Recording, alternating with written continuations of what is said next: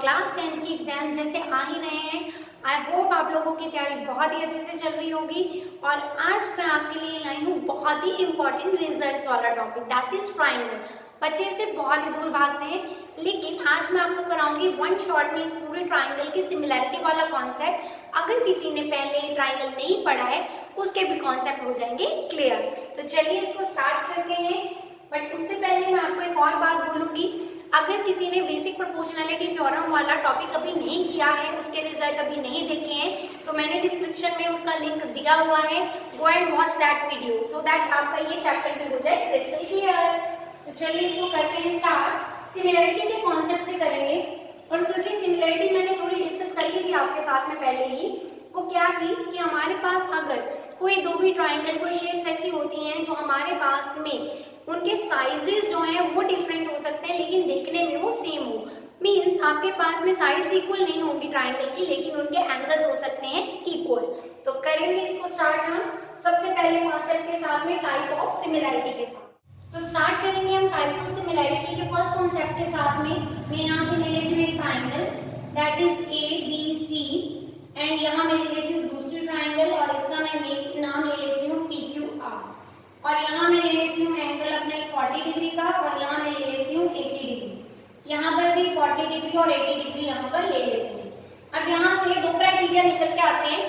पहला क्राइटेरिया हमारे पास में है, अगर एंगल B मेरे पास इक्वल है एंगल Q के, एंड सेकेंड मेरे पास में एंगल C जो है इक्वल है एंगल R के, तो मेरे पास ये दोनों ट्राइंगल हो जाती है सिमिलर। और वो भी ये सिमिलैरिटी का साइन है, एंड ट्राइंगल ये है PQR। और यहाँ पर हमारे पास में बन गया क्राइटेरिया एंगल एंगल सिमिलैरिटी का। अगर किसी ट्राइंगल में दो एंगल भी सिमिलर हो जाते हैं तो वो ट्राइंगल हमारी हो जाती है सिमिलर। इसी तरह अगर आप यहाँ पे ध्यान से देखो तो एंगल सम प्रॉपर्टी जो ट्राइंगल की है उसके हिसाब से मेरे पास यहाँ पर एंगल निकल के आता है 60 डिग्री, क्योंकि इन दोनों का सम अगर 180 से माइनस किया जाए तो 60 रहेगा। इसी तरह इन दोनों का सम अगर 180 में से माइनस किया जाए तो 60 आएगा। तो आपके पास अब तीन एंगल हो गए हैं इक्वल। तो इसी को मैं आगे चेंज कर सकती हूँ कि अगर मेरे पास में एंगल B एंगल Q है और एंगल C एंगल R के इक्वल है, और एंगल A मेरे पास में इक्वल है एंगल P के, तो मेरे पास में यहाँ ट्राइंगल ABC हो जाएगी सिमिलर ट्राइंगल PQR के by AAA, means angle angle angle similarity से। एक चीज का ध्यान रखना नेमिंग का। यहाँ पर देखो A एंगल के सामने बिल्कुल P, B के सामने बिल्कुल Q, C के सामने बिल्कुल R, इसीलिए नाम ABC PQR। अब अगर दो ट्राइंगल सिमिलर हो गए तो उसमें भी तो कुछ रिजल्ट होंगे ना सिमिलैरिटी के लिए भी, तो मैं वहां से ही आपको समझाऊंगी इसका थर्ड क्राइटेरिया। अगर मान लो मेरे पास में दो ट्राइंगल सिमिलर है, मान लो यहाँ पर सिमिलैरिटी के लिए तीन आ गए, तो मेरे पास अब साइड्स कुछ ऐसे हैं दी हुई ABC, एंड दूसरी है मेरे पास में PQR, और लीजिए मेरे पास में बन गया 2 इधर का ले लेते हैं, और यहाँ पे मैं ले लेती हूँ 4, इधर एक 3 ले लेते हैं, यहाँ 6 ले लेते हैं, और यहाँ पे 4 सेंटीमीटर और यहाँ पे 8 सेंटीमीटर ले लेते हैं। अब इसको कैसे मैं कर सकती हूँ, देखो जरा। AB अपॉन में अगर मैं QR लेके चलूँ, मीन्स AB अपॉन में QR लेके चलूँ, और इसी तरह से क्योंकि आप देख सकते हो 2/4 कट करके 1/2 बनता है, इसी तरह अगर मैं BC अपॉन में PR लेके चलूँ, इसका भी देखो जरा, आपके पास में 3/6 करोगे तो कट होकर ये 1/2 आ जाएगा। और लास्ट मेरे पास अगर AC है और AC अपॉन में मैं करती हूँ PQ या QP, जैसे भी आप नेम लेना चाहो, दोनों ही ठीक होते हैं। आपके पास में ये बन जाएगा 4/8 दैट इज 1/2 अगेन। सबकी ही प्रपोर्शन मेरे पास 1/2 बन रही है, इट मींस मेरे पास में ये सारी साइड क्या है, प्रपोर्शनेट है। अगर ये साइड्स प्रपोर्शन हो तब भी हमारे पास में ट्राइंगल्स क्या हो जाती हैं, सिमिलर। लेकिन क्राइटेरिया कौन सा, SSS। यहाँ मैंने इसकी नेम की प्लेस छोड़ी है, क्यों छोड़ी है देखो जरा। इधर मेरे पास में AB है जो इक्वल है QR के। अब ध्यान रखना इसका, तो मैं इसका नेम ऐसे लिखूंगी ABC, तो मैंने ले लिया, लेकिन आगे नेम कैसे चलेगा। AB के लिए मेरा QR था, तो मैं यहाँ पर चलूंगी लेकर QR। उसके बाद जो मेरा BC है उसके लिए कौन इक्वल है, RP वाला काम है ना, तो मैं यहाँ पे RP, चाहे आपने PR लिखा हो कोई बात नहीं, आप यहाँ पे आरपी लिखोगे ताकि आपके पास ट्राइंगल के नेम बिल्कुल ठीक आ जाए। A B upon Q R, B C upon R P और ए सी अपॉन में आपको क्यू पी या पी क्यू दिख सकता है। तो ये आपके पास में बन गई है S S S similarity criteria. उसके बाद मान लो मेरे पास में इसी में थोड़ा सा अगर आप पार्ट ले लेते हैं ऐसे कि मान लो यहाँ पर एक 40 डिग्री का एंगल इधर की जगह एक इधर, यहाँ मैं 40 डिग्री का एंगल बनाऊंगी। क्यों बनाऊंगी? यहाँ पे यहाँ 2 3 है और इधर 4 6 है। अब मान लो ऐसा होता मेरे पास में जैसे A B upon Q R है और B C upon P R है, इन दोनों के बीच में एक एंगल आ रहा है जो बी और आर मीन्स ये और ये दोनों एंगल्स हमारे इक्वल हैं। तो उस केस में मेरे पास में अगर बी और आर इक्वल है और साथ में ये दो चीजों को कंसीडर करूंगी मैं, ये ध्यान रखना, एक इसको कंसीडर कर रही हूँ और एक इसको कंसीडर कर रही हूँ, तो भी मेरे पास में क्या होता है ट्राइंगल्स हो जाती है सिमिलर। लेकिन क्राइटेरिया कौन सा लगेगा? Side angle side. तो ये आपके पास में 4 क्राइटेरिया हमने कर लिए हैं डिस्कस। देखो एक ए कर लिया है, उसके बाद में हमने ए कर लिया है, देन उसके बाद में हमने एस कर लिया है और लास्ट में हमने एस भी डिस्कस कर लिया है। तो ये आपके हैं सिमिलैरिटी के क्राइटेरियाज। अब इसके रिजल्ट्स करते हैं, तो नेक्स्ट टर्न है उनकी रिजल्ट्स। ये तो थे आपके कॉन्सेप्ट्स, लेकिन अब हम करेंगे रिजल्ट के बारे में डिस्कस। और रिजल्ट्स मैं चाहती हूँ कि आप लोग अपनी कॉपीज में एक जगह लिख लो सो दैट आपको रिवाइज करने में हो जाए इजी। तो चलिए सबसे पहला काम, अगर मेरे पास में कोई एक यहाँ पर ट्राइंगल एबीसी है और दूसरी ट्राइंगल मेरे पास में क्यूपीआर है, ये दोनों हैं सिमिलर, चलो क्यूआरपी क्यूपीआर है मेरे पास में, तो ये दोनों ट्राइंगल है सिमिलर, तो क्या क्या रिजल्ट बन सकता है? यहाँ से पहला काम A B upon Q P equal to B C upon P R, ये देन ये यहाँ पर और इस साइड में ए सी अपॉन में आ जाएगा आपका क्यू आर। पहला रिजल्ट ये है कि साइड्स प्रोपोर्शन में होनी चाहिए। सेकंड मेरे पास में इसी का रिजल्ट ये निकलता है कि इनके जो एंगल्स हैं, angle A will be equal to angle Q, angle B will be equal to angle P and angle C will be equal to angle R. ये आपके पास में सेकंड रिजल्ट है इसका। उसके बाद आपके पास इसका थर्ड रिजल्ट क्या निकल के आता है? देखो ये तो हमारे हो गए बेसिक से रिजल्ट। अब मैं आपको इसका बताती हूँ कि अगर दो ट्राइंगल सिमिलर होती हैं तो हमारे पास में एक थ्योरम होती है एरिया रेशो थ्योरम, जिसको मैं आपको यहाँ पर ही इंक्लूड कराऊंगी। एरिया रेशो थ्योरम क्या कहती है? एरिया रेशो थ्योरम कि अगर दो ट्राइंगल सिमिलर हो तो हमारे पास उन ट्राइंगल्स के जो एरियाज होते हैं वो एरिया क्या रहते हैं? क्यू पी आर ट्राइंगल है यहाँ पे, तो इनकी जो साइड आपने अभी ली थी ये ए बी अपॉन में क्यूपी। एक चीज और बोलूंगी, अगर मैं क्यूपीआर को ऊपर लेती और एबीसी को नीचे लेती तो मैं यहाँ पे क्यूपी लेती और एबी नीचे लेती। कई बार क्वेश्चन में क्या दिया होता है आपको, ये वाली साइड तो दे दी जाती है बट यहाँ पर वो चेंज कर देते हैं, इसको ऊपर ले जाते हैं, इसको नीचे ले आते हैं। उस टाइम पे बच्चे क्या करते हैं? डायरेक्टली स्क्वायर कर देते हैं। नो, आपको क्या करना है, ध्यान रखना है इसके बिल्कुल सामने इसी की साइड होनी चाहिए और इसके बिल्कुल सामने इसी की साइड होनी चाहिए। तो यहाँ से हो गया आपके पास में स्क्वायर और उसके बाद में सेकेंड साइड जो है आपके पास B C upon P R, इसका भी आपके पास में स्क्वायर आएगा and A C upon Q R जो आपकी थर्ड यहाँ पर बनती है क्यू आर, तो ये आपके पास में इसका भी स्क्वायर आएगा। तो एरिया रेशो थ्योरम कहती है कि अगर दो ट्राइंगल सिमिलर हैं तो उनके जो एरिया की रेशो होती है उनकी कॉरेस्पॉन्डिंग साइड्स के रेशो के स्क्वायर के इक्वल रहता है। तो ये आपको रिजल्ट याद करना है, इसको साथ साथ में लिखते जाइए सो दैट आपको प्रॉब्लम ना हो। इसी के साथ में थोड़ी सी एक और चीज इंक्लूड करूंगी। वो क्या इंक्लूड करूंगी? मान लो मेरे पास में ए एम एंड, अब यहाँ पे मैंने जो ट्राइंगल ली है मैं थोड़ा सा बना देती हूँ। एक आपको मैंने दिया है यहाँ पर A B C and second मैंने यहाँ पे जो ट्राइंगल ली है उसका नेम मैंने लिया है क्यूपीआर, क्यूपीआर। अगर मेरे पास यहाँ पर एक इस साइड में और एक इस साइड में कोई अल्टीट्यूड या मीडियन आ जाता है, ठीक है, तो नाम मैं इसका ले लेती हूँ ए एम और इसका ले लेती हूँ क्यू एम।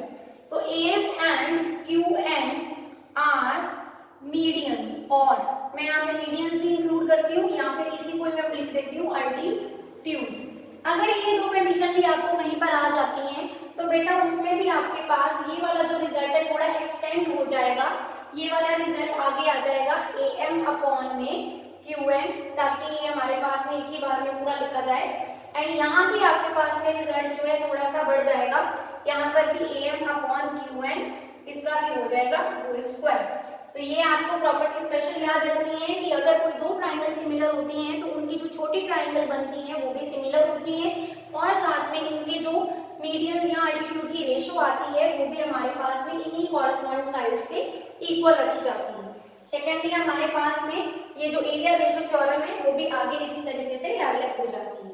तो ये हमारे पास में कई सिमिलर जो है ट्राइंगल्स उनके रिजल्ट्स जो आपको मेन याद रखने हैं और जिनके ऊपर क्वेश्चंस आपको मिलेंगे। नेक्स्ट हमारे पास में कुछ जो रिजल्ट्स हैं इनके वो हैं if triangle ABC is similar to triangle DEF। अगर मेरे पास में दो ट्राइंगल सिमिलर हैं and AB is equal to 2DE, मतलब आपके पास में मिड पॉइंट का केस भी लग सकता है। अगर आपको मिड पॉइंट भी गिवन हो ना तब भी ये वाला कॉन्सेप्ट जो है लग जाएगा। अगर कभी आपको ऐसे साइड गिवन डबल करके लिखा हो या आपको ट्वाइस लिखा हो या आपको ऐसे ही मेंशन हो या आपको मिड पॉइंट्स गिवन हो, हर एक के लिए यही रूल लगेगा कि दो ट्राइंगल अगर सिमिलर हैं, मिड पॉइंट दिया है या डबल दिया है एक साइड, तो आपके पास में इनकी जो एरिया की रेशो होगी वो क्या आएगी 4:1। रीजन इसका ये होता है कि जब आप इनकी कॉरेस्पॉन्डिंग साइड्स लिखते हो और एरिया रेशो थ्योरम के साथ में आप उनका कॉरेस्पॉन्डिंग साइड्स का स्क्वायर करते हो, उस केस में ये 2 वाला काम क्या हो जाता है डबल। तो ये ध्यान रखना, अगर आपको ABC पहले लिखा आता है तो उस केस में 4 ऊपर आएगा क्योंकि AB डबल है इसका, और अगर आपके पास में DEF ऊपर आएगा तो ये बन जाएगा 1/4। तो जैसे ट्राइंगल के नेम्स ऊपर नीचे होते हैं तो रेशो का भी फर्क पड़ जाता है कि वो 4:1 आनी चाहिए, यहाँ आपके पास में कितना आना चाहिए 1:4 आनी चाहिए।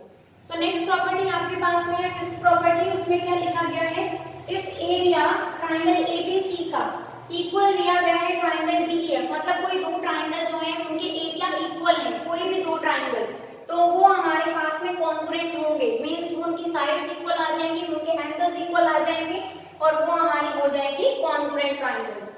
इसी तरह 6 में क्या दिया गया है, अगर हमारे पास में कोई स्क्वायर है और इसी के ऊपर एक इक्विलेटरल ट्राइंगल बनी हुई है, एक इसके डायगोनल पे इक्विलेटरल ट्राइंगल बनी हुई है, तो हमेशा ये वाली जो ट्राइंगल होगी, ये वाली ट्राइंगल और ये वाली जो बड़ी ट्राइंगल है, ये वाली, ये जो हमने बाहर वाली साइड पे बनाई है, ये वाली ट्राइंगल की जो एरिया है इनका रिलेशन आता है, छोटी ट्राइंगल हमेशा बड़ी ट्राइंगल के एरिया के हाफ आ जाएगी। इट मीन्स अगर आप इनकी रेशो निकालो तो ये अगर इधर चला जाता है तो 1/2, अगर आप डायरेक्ट लिखना चाहो तो छोटी ट्राइंगल बड़े ट्राइंगल के एरिया का हाफ होनी चाहिए। सेकेंडली एक चीज और ध्यान रखना, यहाँ मैं आपको एक और चीज बताऊंगी, जिनको स्क्वायर का डायगोनल निकालना नहीं आता उन पे पाइथागोरस लगती है, हमारा फर्दर टॉपिक वही है, फिर भी मैं आपको यहाँ पे थोड़ा सा आइडिया दे देती हूँ। अगर हमारे पास में ये और इधर हमारे पास में स्क्वायर है तो 90 डिग्री, मुझे ये तीनों साइड्स इक्वल तो बनानी है, पता है इक्विलेटरल ट्राइंगल है, लेकिन ये साइड नहीं पता, तो उसमें आपको बच्चे यहाँ लगानी पड़ती है पाइथागोरस।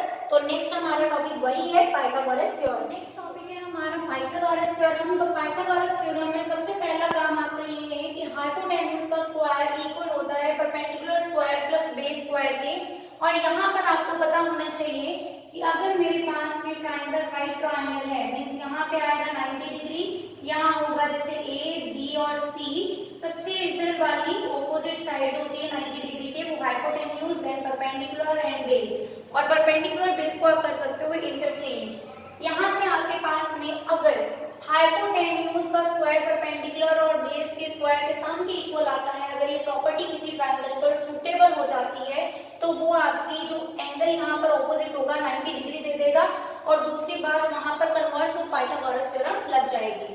सेकेंड प्रॉपर्टी बनती है, अगर आपके पास में कुछ ऐसे ट्राइंगल दिए हैं जिनमें हमारे पास ये वाले 3 रूल जो है निकल के आएंगे। कैसे, देखो अगर आपके पास में ABD और ABC ये दोनों सिमिलर हो जाते हैं, right triangles are always similar, तो राइट ट्राइंगल्स जो हैं छोटी ट्राइंगल बड़े के सिमिलर होगी, छोटी ये वाली ट्राइंगल बड़े के सिमिलर होगी, ये छोटी ट्राइंगल्स आपस में भी सिमिलर ही होंगी। तो वहां से आप कैसे लोगे इनके नेम्स, अगर आपके पास में देखो सबसे पहले ये तो 90 डिग्री का एंगल है तो मैंने एक थीटा लिया, एक 90 माइनस थीटा, और यहाँ से आप सॉल्व करोगे एंगल सम प्रॉपर्टी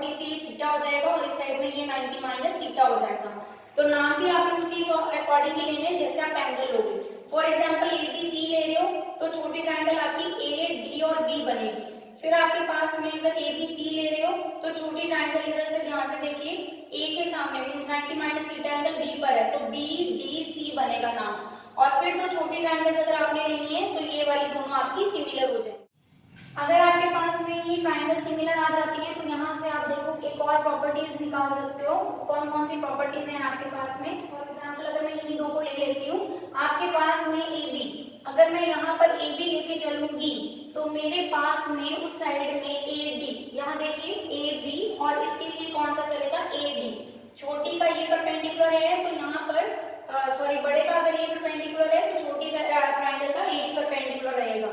इसी तरह अगर आपके पास में यहाँ पे यूज कर लेती हूँ हमारे पास ये वाला हाइपोटेन्यूज, तो इसका जो छोटी ट्राइंगल का हाइपोटेन्यूज AB है और तो बड़ी ट्राइंगल का हाइपोटेन्यूज AC है। तो मैं ऐसे भी ले सकती हूँ, यहाँ पर इधर आ जाएगा हमारे पास AC और इधर आ जाएगा AB।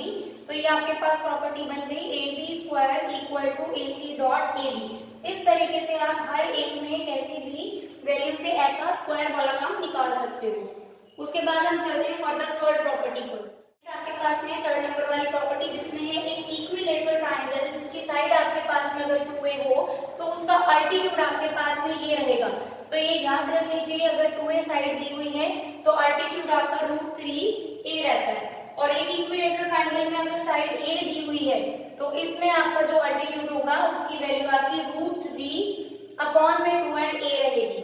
फिर आपके पास में एक आता है अगर रोम्बस ABCD है देन उसकी सारी साइड्स का अगर मैं स्क्वायर का सम कर दूं तो उसके डायगोनल्स के लिए स्क्वायर के सम के इक्वल रहेगा।